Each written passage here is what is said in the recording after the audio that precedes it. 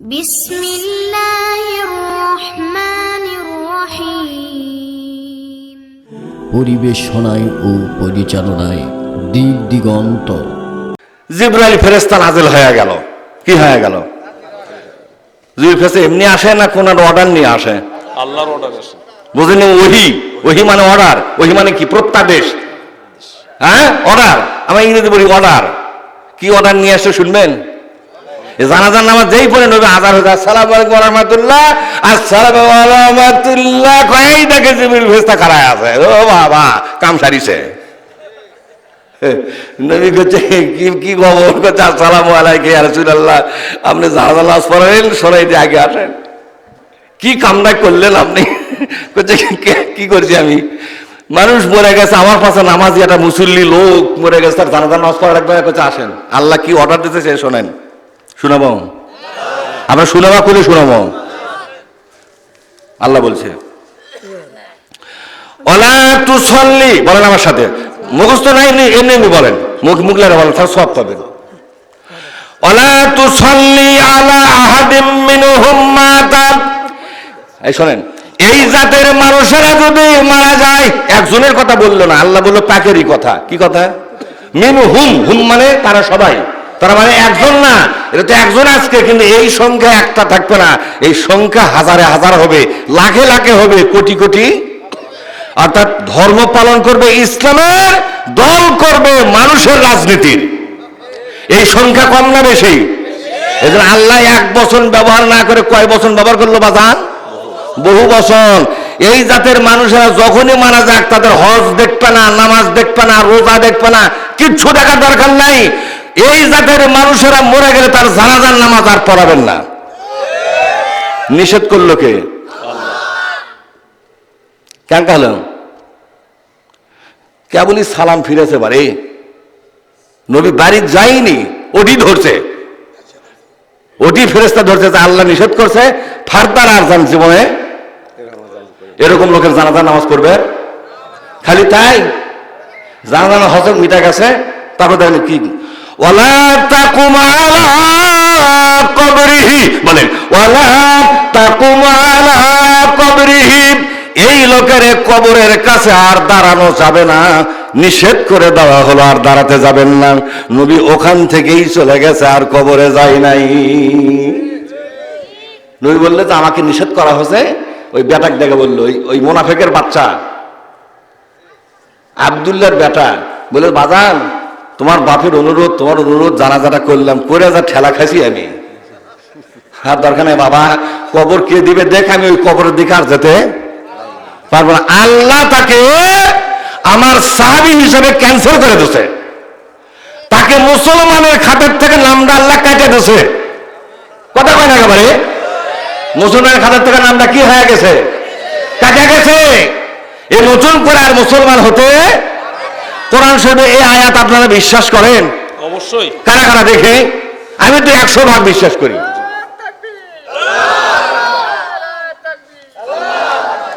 যেভাবে তাকবীর দিলেন, রাস্তার বিলাই পর্যন্ত কবে যে কে তাকবীর দেয় দেখে আসে তিনি।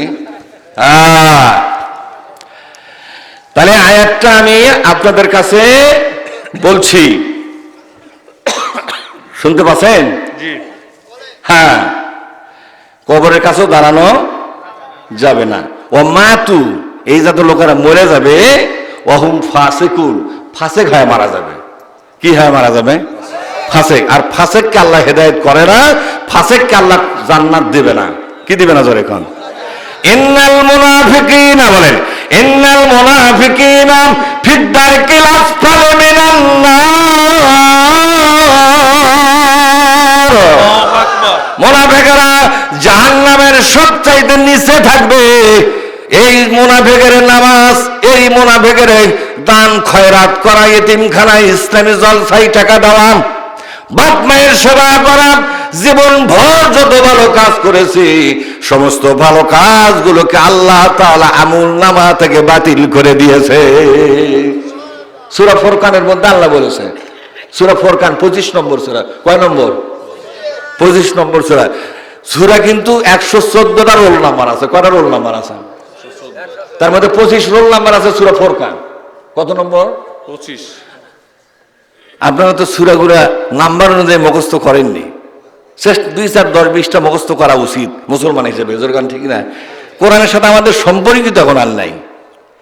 وَقَدِمْنَا إِلَى مَا عَمِلُوا مِنْ عَمَلٍ فَجَعَلْنَاهُ هَبَاءً مَنْثُورًا। কার কথা?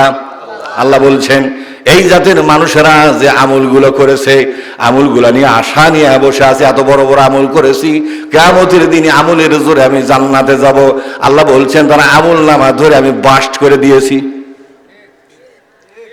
হাবাআম মানসুরা, হাবাআম মানসুরা, হাবা মানসুর মানে কি?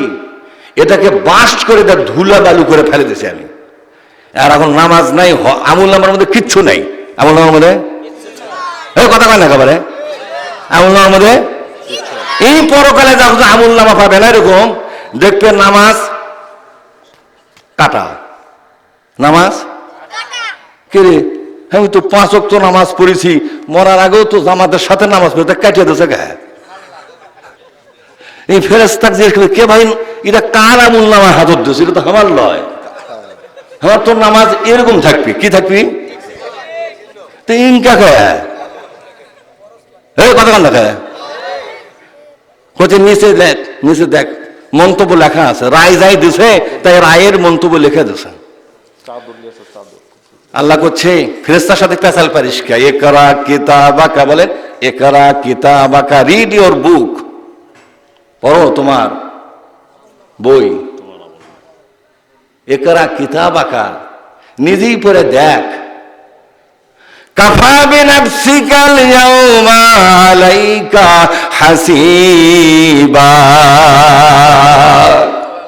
তোমার আমলনামা পড়বে তুমি, তুমি নিজে পড়লেই বুঝতে পারবে কেন নামাজ কেটে গেছে, কেন রোজা কেটে গেল, হজ কেন কেটে গেল, এতিমখানার টাকা দিলাম তা কেটে গেল, ইসলামী জলসার টাকা দিছি সেটাও কেটে গেছে, মসজিদের মধ্যে সিমেন্টের বস্তা দিছি, বস্তা শুদ্ধ কেটে গেছে। কথা কয় না একেবারে, কি শুদ্ধ কাটছে? বস্তা শুদ্ধ কাটিছে। এ করছে কাটলো কে? আল্লাহ করছে কে কাটবে? আমি কেটে দিছি। তুই মুসলমান, তো সৃষ্টি করেছি। ওয়াহু আল্লাযী, বলেন ওয়াহু আল্লাযী জাআলাকুম খলাইফাল আরদি, আমি তোমাকে সৃষ্টি করেছি এই জমিনে আমার আইনের প্রতিনিধিত্ব করবে, আমার কোরআনের বিধান চালু করবে, আমার নবীর বিধান তুমি চালু করবে, আমার কোরআন পড়বে, আমার কোরআন বুঝবে। আল্লাযীনা আতাইনাহুমুল কিতাবা ইয়াতলুনাহু হাক্কা তিলাওয়াতিহি উলাইকা ইউমিনুনা বিহি। যেরকম আল্লাহু আকবার। 2 নম্বর সূরা আল বাকারার মধ্যে 121 নম্বর আয়াত আল্লাহ পাক বুঝাচ্ছেন, ও দুনিয়াবাসী শোনো শোনো, যারা কিতাব পেয়েছে তারা, তাদের দায়িত্ব হলো কিতাবটাকে তেলাওয়াত করা। কি করা? কথা কয় না বাড়ি, কি করা? আচ্ছা, কিতাব কি খালি শিক্ষিত লোকের জন্য নাযিল হয়েছে? না, আল্লাহ বলছে হুদাল্লিন নাস, এই কিতাবটা সব মানুষের জন্য হেদায়েত। তো এই মানুষের মধ্যে কি খালি শিক্ষিত মানুষের জন্য না মূর্খের জন্য? সবার জন্য। আরে ভাইরে, কোরআন আছে মানুষকে শিক্ষিত বানাবার জন্য। সেনকে এক লোক করছে আমরা মূর্খ সূর্খ মানুষ, আমরা কোরআনের কি বুঝি? তাই বললাম কোরআন তো তোমার বুঝাবার জন্যই আছে। এই মূর্খ চান্দা লোক কোরআন বুঝাবে, বুঝাবার পরে এক একটা মূর্খ কোরআনের আলো হয়ে যাবে। কথা কয় না ভাই? আল্লাহ কি বলছেন? কামা আরসালনা ফীকুম রাসূলাম মিনকুম ইয়াতলুনা আলাইকুম আয়াতিনা ওয়া ইউআল্লিমুহুমুল কিতাবা ওয়াল হিকমাতা ওয়া ইউযাক্কিহিম। যেরকম আল্লাহু আকবার।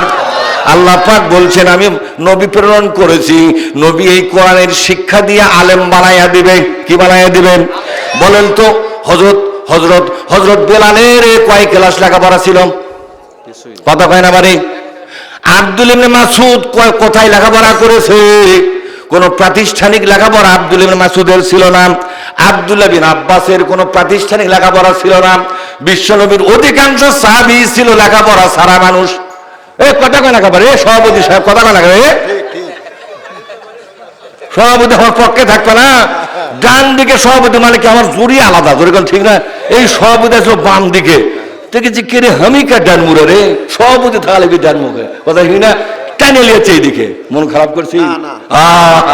আর মরা মানুষ তার পাশে তুই কেন তাকে তাইও আমার এই ধারে থাক, কিন্তু এই দুইজন যদি খেপে আমার জীবন থাকবে এটি সুন্দর। সুবিধাও যেটি আছে আবার সমস্যাও থাকতেও পারে। এ কি কন চলবে, আলোচনা চলবে। আর কয় মিনিট চালাবো, কয় মিনিট কি বেঁচে থাকবে। এই মুসলমান ভালো করে বোঝান, দেখতে মনে হবে বুড়া মানুষ, কিন্তু কোরআন আমাকে চির যুবক বানায়া দিয়েছে। যেরকম সুবহানাল্লাহ, কোরআন থেকে যখন কথা বলি তখন নিজেকে বুড়া মানুষ মনে হয় না।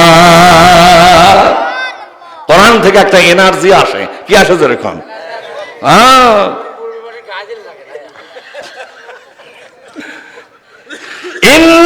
বলেন ইন্না সানুলকি আলাইকা কাওলান সাকিলা।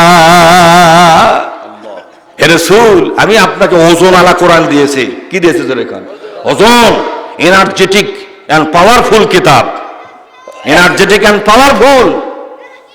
এটা শক্তি সঞ্চয়কারী এবং শক্তিমান তৈরিকারী। সুবহানাল্লাহ পাঠ করো। এটা শক্তি সঞ্চয় করে, কি করে যেরকম শক্তি সঞ্চয়।